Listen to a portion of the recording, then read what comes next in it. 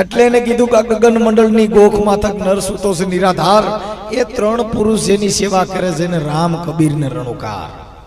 આ તત્વને ઓળખી લ્યો ને તો બાપા પછી બીજું તત્વ ઉજે નહીં. આટલી બધી લાઈટો બરે છે તો અંધારું ગયું છે. હમણાં જો સૂરજ ઉગી જાય એટલે નવખંડ ધરતીમાંથી અંધારું ભાગી જાય. એમ બાપા થોડે દિવસે કબીર સાહેબ ફાનસ બારતા હતા, ઘાસલેટ બાળીને જતા હતા.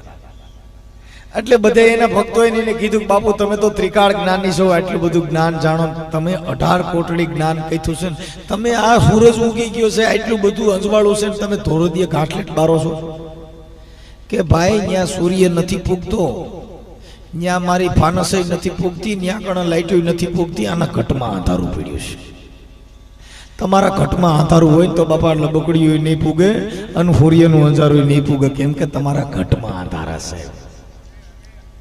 આ અંધારું જો મટાડવું હોય તો એને સંતના ચરણમાં જવું પડે.